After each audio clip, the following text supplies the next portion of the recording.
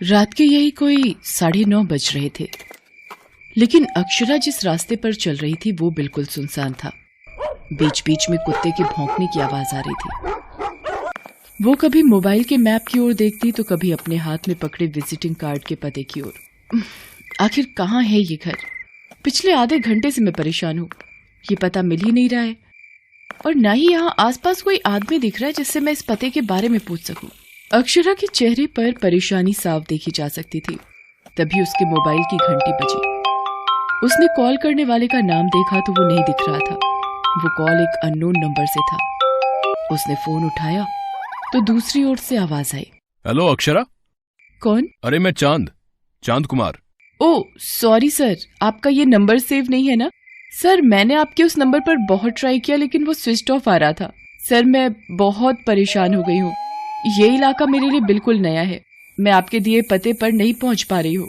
ओहो कोई नहीं, तुम अपनी लोकेशन बताओ, मैं तुमको लेने आ रहा हूँ। अक्षरा ने चांद कुमार को अपनी लोकेशन बताई। चांद कुमार उसे लेकर अपने घर पहुंचा। अक्षरा को वो घर बहुत ही अजीब लग रहा था।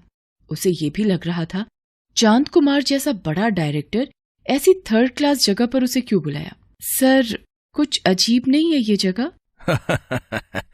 अजीब तो है, लेकिन कितनों की किस्मत मैंने इसी घर से बनाई है। आज तुम भी उन लोगों में शामिल हो जाओगी।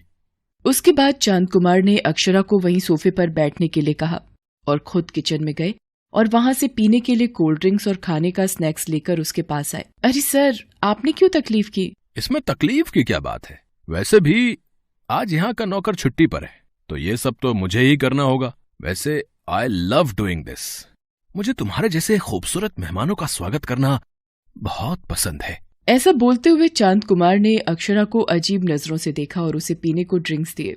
अक्षरा कोल्ड ड्रिंक पीते और स्नैक्स खाते हुए बोली कि सर आपकी फिल्म कब शुरू होगी? I mean, आपने जिस प्रोजेक्ट के लिए उस दिन कहा था और मेरा ऑडिशन कब होगा? आज ही होगा ना? तुम सवाल बहुत करती हो और मुझे ज्यादा सवाल करने वाले पसंद नहीं है। Sorry sir. फिक्र मत करो, मेरे असिस्टेंट थोड़ी देर में पहुंचने वाले हैं। लेकिन चांद कुमार से बातें करते हुए अब अक्षरा की आंखें बोझिल हो रही थीं। थोड़ी देर बाद वो बेहोश हो गई। अक्षरा को बेहोश देखकर चांद कुमार खिलखिलाकर हंस पड़ा। आज से तू भी बन गई मेरी हीरोइन, तू भी हो ही जाएगी फेमस। चांद कुमार नाम है हमारा, हमने डूबतों की किस्मत को संवारा।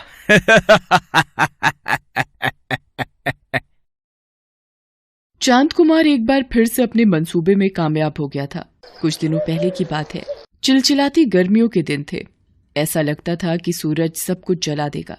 इतनी तेज गर्मी के कारण सड़क पर लोग भी कम ही दिखाई देते। शरीर को झुलसा देने वाली उस तेज गर्मी में भी अक्षरा पैदल ही तेज कदमों से चली जा रही थी। वो बार बार अपनी घड़ी की ओर देख रही थी और मन ही मन खुद से बातें कर रही थी। मैं तो बहुत लेट हो गई हूँ। 10 बजे का ही समय था और 12:30 बजने को आए। कहीं ऑडिशन खत्म ना हो गया हो। अक्षरा भोपाल की है। पिछले 10 महीने से वो मुंबई में रहकर एक्ट्रेस बनने के लिए स्ट्रगल कर रही है। एक स्टूडियो से दूसरे स्टूडियो, एक जगह से दूसरी जगह जाकर वो थक चुकी है, लेकिन उसका हौसला और हिम्मत नहीं थका है। तभी तो कई सारे रिजेक्शन के बावजूद भी उसे उम्मीद है कि उसकी किस्मत का सितारा एक दिन मुंबई शहर में जरूर चमकेगा। यही सब सोचते वो विराटन स्टूडियो पहुंची, जहां पर नई फिल्म के लिए ऑडिशन चल रहे थे। ओह माय गॉड, इतनी भीड़! मुझे तो लग रहा था कि मैं लेट हो गई हूँ, लेकिन भीड़ देखकर लगता है कि शाम के पहले मेरी बारी नहीं आएगी। कोई नहीं, शाम को आए चाहे रात को, ऑडिशन तो देना ही है। अक्षरा दिखने में बहुत सुंदर है, एक्टिंग भी अच्छी करती है। उसके पिता नहीं चाहते थे कि वो फिल्म लाइन में जाए, लेकिन उसने तो जिद ही पकड़ ली। कुछ महीने पहले की बात है। अरे बेटा, तुम समझती क्यों नहीं? फिल्म लाइन अच्छे लोगों के लिए नहीं है। तो क्या इतने बड़े बड़े जो स्टार हैं, जिनके पास दौलत है, शोहरत है, करोड़ों फैन हैं जिनके, वो सब बुरे लोग हैं? अक्षरा को फिल्म लाइन से प्यार था।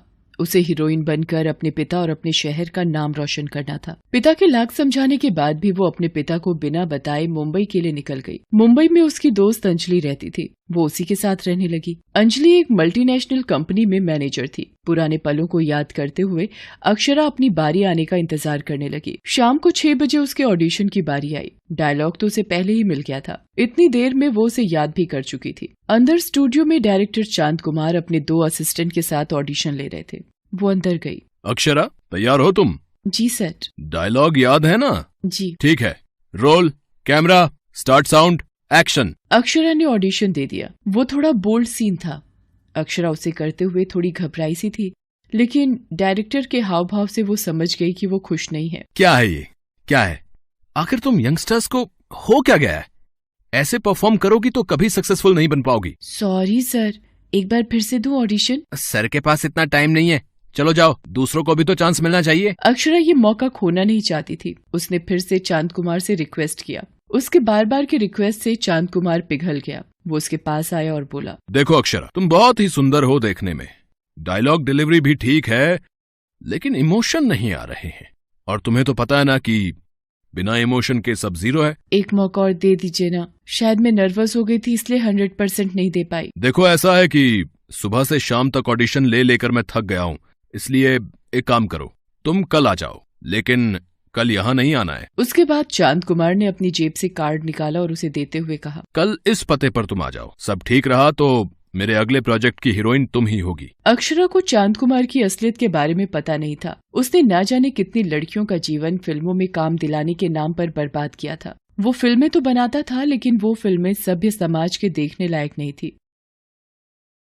अगली सुबह जब अक्षरा की नींद खुली तो उसे एहसास हो रहा था कि उसके साथ कुछ बुरा हो चुका है। उसने आसपास चांद कुमार को ढूंढने की कोशिश की, लेकिन वो तो वहाँ था ही नहीं। हाँ, उसके बगल में 50,000 रुपए का एक चेक और एक चिट्ठी रखी थी। अक्षरा उसे पढ़ने लगी। Welcome to our industry Akshara.